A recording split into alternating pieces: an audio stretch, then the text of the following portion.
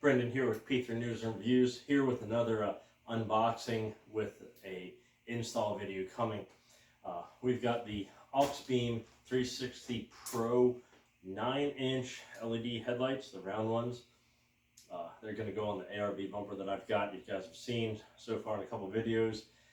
I've always wanted that old school big that huge round look, and these are 9-inchers. They should be about the biggest that I can fit. Hopefully, we're crossing fingers, they fit perfectly. I know these things are supposed to be bright from other reviews from out there, but let's see what's all in the packaging, and we'll go from there. So I got this from our favorite A to Z place, paid for it in full. Actually, no, correction. I did not get this from them. I bought this from Auxbeam Direct on one of their various sales for one of the various holidays recently. So,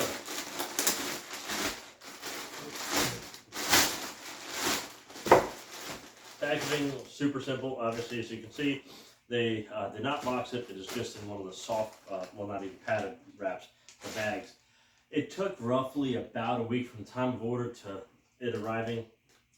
When I got it, it was on the sale from them direct and ended up being about $30 cheaper than that A to Z place. Again, I'm not affiliated with anybody except for myself. I've not been paid for anything. I've not received any of this for free. So we will see what all we have. So I got this with the leather covers and the amber covers as well. So that way I can hopefully have the amber covers on with the leather covers installed. So this first box is the leather covers, I believe. It's soft. Might as well open it while we're going through it.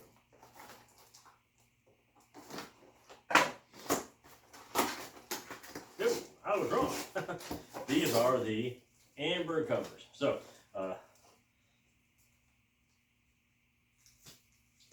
and a sticker. These are probably the leather covers. Again, this is just a soft pack box, so I guess sure when you open it, it just destroys. Unfortunately, yes, just like everything these days, it's all made in China, but we'll see what happens in the coming future for onshore manufacturing. These all are the leather covers.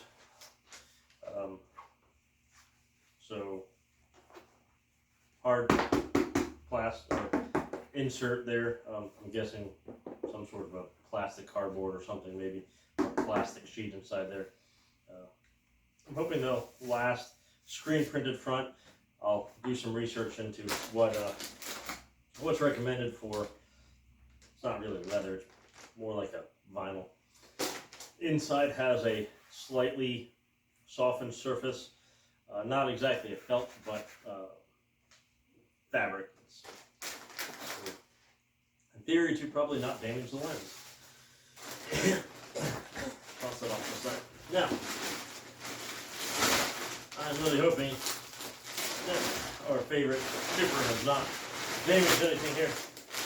I didn't see any major dents or anything like that. So, here's the packaging for that.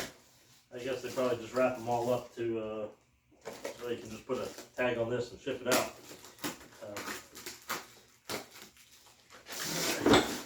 I hope this wasn't a return or anything like that, but we will see.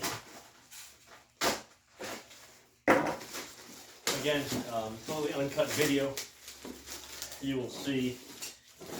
If I do add a cut in, it'll be something later, close-ups, stuff like that. I'm not the world's best video, or quickest video editor, I should say. So,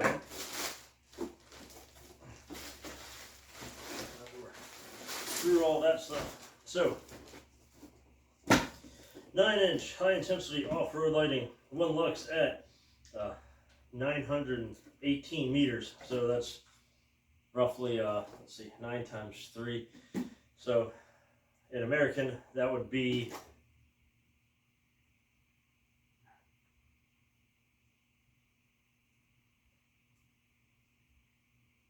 well, apparently I'm gonna probably do a little cut here. I'll add the details up. Anyhow, that's pretty darn close to a mile. One notation here, there's a little rip in the packaging right here. I've yet to open it. So again, I hope there wasn't a return. Of course, each corner has a little bit of a dent in it. That's from a lack of care during the shipping process, but we shall see. I'm sure these things are packaged pretty well inside. So, inside so far, let's see. Here is the light.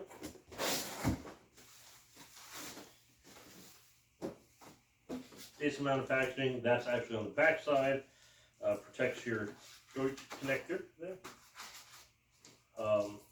Front side, it is wrapped in a plastic to prevent minor scratching.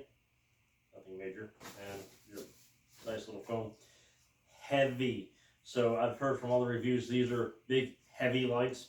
I didn't mind that because I wanted something that's going to last for a while. Heavy, heavy, heavy. They're not your typical cheap piece of light from your favorite A to Z place.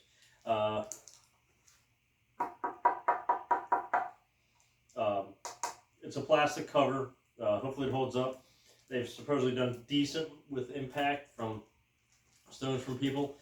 Again, I've got covers. I will probably run the amber covers most of the time on them. But nonetheless, she is. Brackets are already pre-installed. They have the two screws there. One is your main pivot screw. The other one is a set screw. So once you get it bolted on, it'll stay there. Heavy duty black bracket here. It appears to be powder coated black. Quality control, I would say, is decent. For the price that I paid, which was less than really $300, I'll just say less than $300. I can't complain. I'm not asking for $1,000 plus light works or something like that. I knew what I was getting. I can't afford light works right now. I don't want to put light works on right now just because I'm testing everything out. Maybe one of those days, if I get a little more serious, we'll upgrade there. But I wanted something big, round, high intensity. I like the look of these. The only thing that I wish these had was some sort of like a backlight function or like a daylight running light or something like that. I've got diodynamics on a lot of my stuff so far, the minis and everything. I like the backlight function. I like some of that. So when they're not on, they can still have a little bit of glow. So we'll sit that there. The bracket does have a built-in part for your bolt there.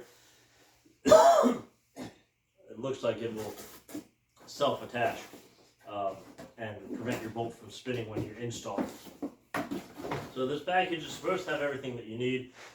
Another sticker. Here's your LED pod lights, your install manual. Again, we'll read that once as a last resort because, well, I'm a guy and that's what happens.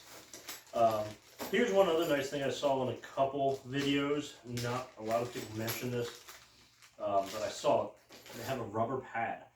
So this rubber pad goes in between your mounting surface and that. So it will prevent some twisting. It'll prevent metal on metal contact. Metal on metal contact equals what, boys and girls? Rust. Regardless, you can paint everything as well as you can, unless you are doing constant reseals with a rust preventator or something like that. Metal on metal will eventually rust. It doesn't matter. We are in salt climates, we are in harsh climates, and everything else like that. I'm in the Midwest. It's a salt belt, so I know metal on metal will rust.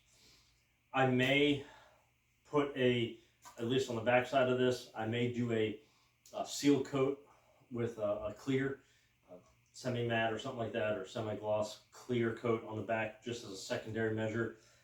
we'll see. Depends upon what time I have and depending upon what. But these little rubber mats are what I really did like that they included. Your typical bolt pack. Also, so you got that. You've got your main bolt.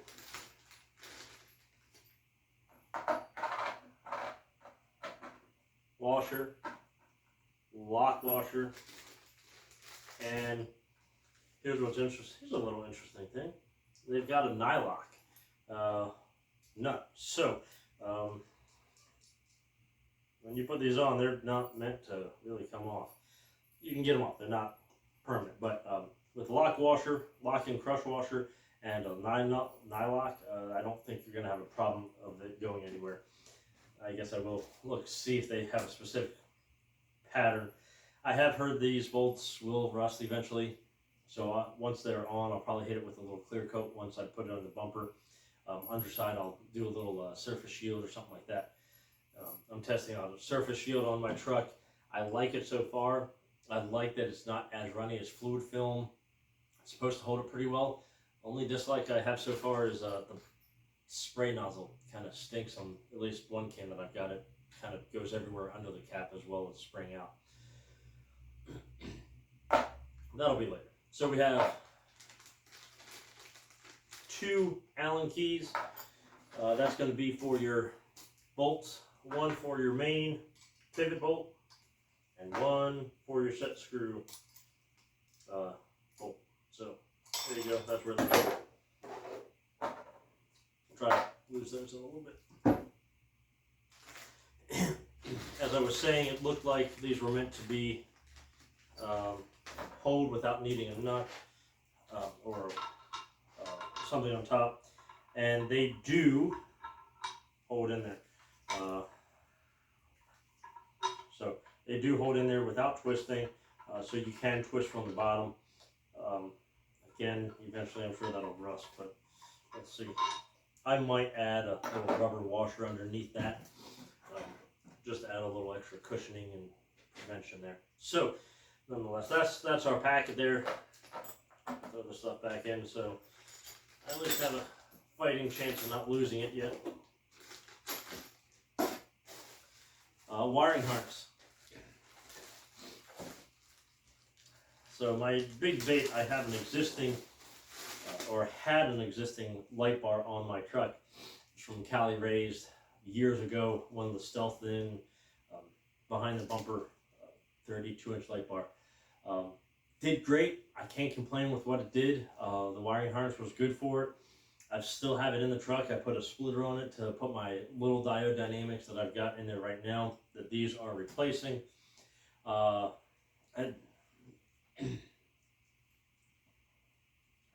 I might switch it out, I might not, we'll see. Seems decent. I'd say probably 14 gauge wiring. It has a relay. There you go, there's your relay. The bonus for them, they did not put on the ring terminals. Some people might love ring terminals. I prefer the fork terminals. They just seem to work better for everything that I use. Plus, if I ever need to put in a smaller area, I can snip one of those sides off. Typical on-off rocker switch. That's getting replaced immediately, I know that. I've got a dedicated switch for my Tacoma that goes in the panel to begin with, so I don't have to worry about that. Let's get this undone so I can check what fuse this has in it. So, a lot of these times I will actually downgrade the fuse when I'm putting in these things. The reason being is that a lot of these harnesses, they're still going a little old school. While I want a beefy wire, they're still going old school with how much, or idealistically, they're drawing on the fuse. I'd much rather have to replace a fuse every once in a while than have to replace wiring because it's melted, or even worse yet, have to replace my truck because it's on fire. So nonetheless, good tight cap on there. It is does not have any rubber in it. It is all just plastic, softer plastic. Has a 25 amp blade fuse.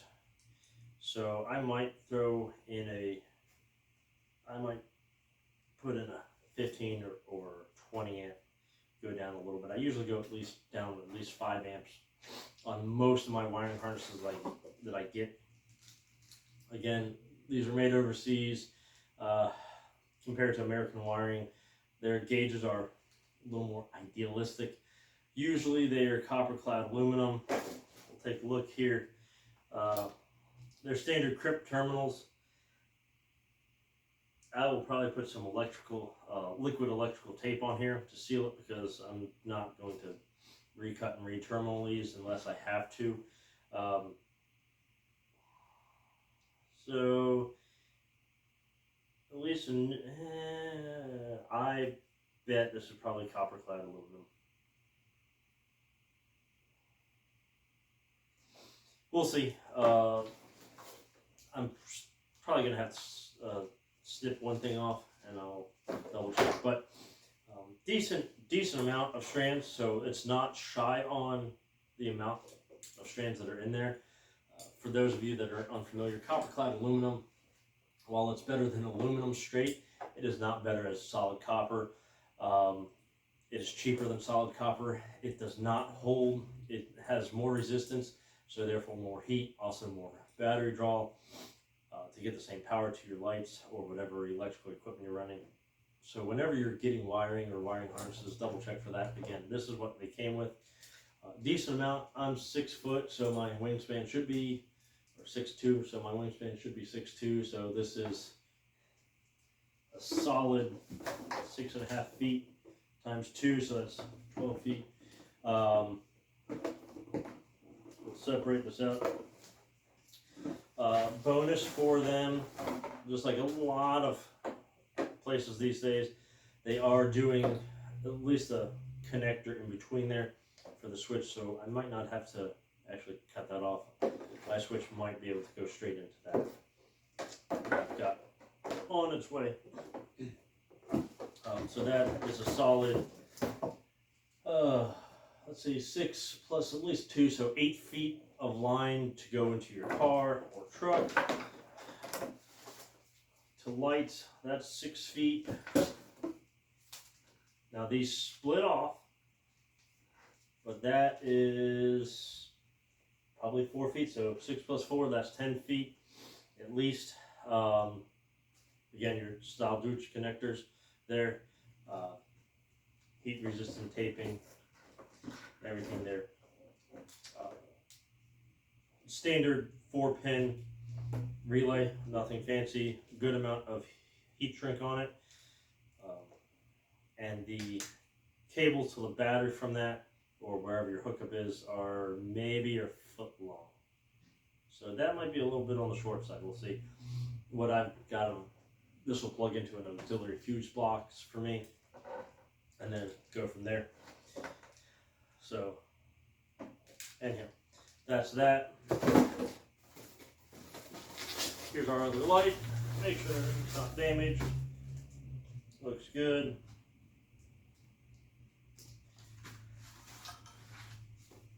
Again, solid option, heavy duty.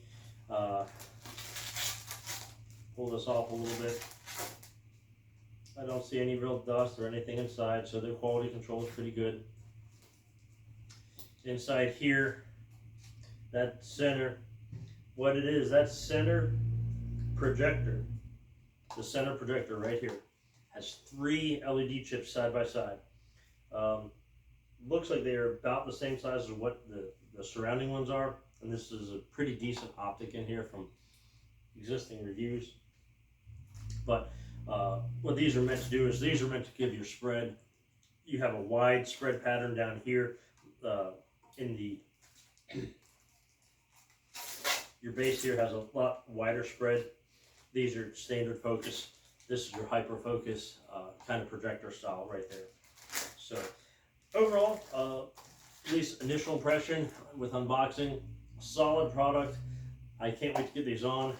Let's throw one of these covers on just see how they look.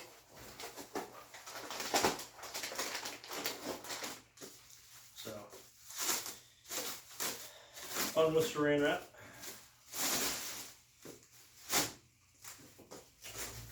And that is just a sticker. I was a little weird when I saw that at first, thinking, did they put that on this? Again, more of that protective tape on here.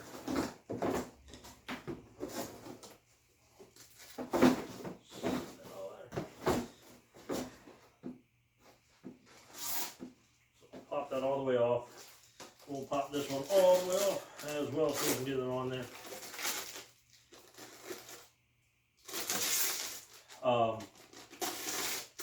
So people wondering, this does have pretty thick, at least at the edges. It is, I would say, close to 1/8 of an inch thick. I'm sure in the center it's not quite as thick because they press these out and form them. These tabs hopefully hold well. It is labeled top, if you couldn't figure that out. But so these go on here. Let's see.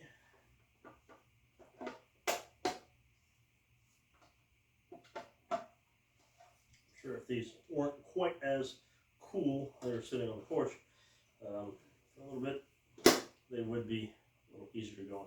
So they close in. Let's see. I can pull it off without pulling the tab.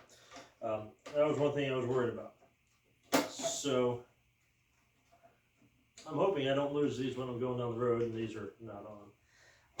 I mean, I doubt that they're going to vibrate off, but still one of those things you don't want to have to worry about.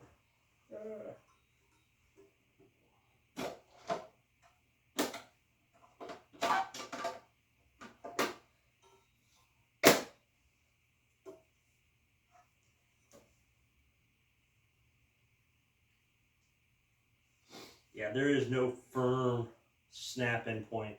It does have points kind of where it snaps to, but they do not snap behind here. Let me come up a little closer. So you'll see right in there, hopefully you're getting that. It snaps in, but it's not, let's see, it's not the super duper secure snap that one may wish. Even if I center that a little bit more. Same thing on the bottom, there's a gap there. So that's a little design element they could improve, is get a little bit more of a hook in there so it snaps down in. Anyhow, overall, I am pretty happy with the lights. Initial. We'll go from there. I'll get these installed up on the truck and we'll see what output is. Thank you very much. Again, like and subscribe if you are enjoying these videos. Feel free to comment as well. Again, I'm paying for all this out of my own pocket. Thank you very much for your likes and subscriptions. Every single one counts. Hoping to eventually monetize this channel and go from there. Thank you very much. Have yourself a good day. This is Brendan with P3 News and Reviews on the Auxbeam 360 Pro's 9-inch LED round headlight.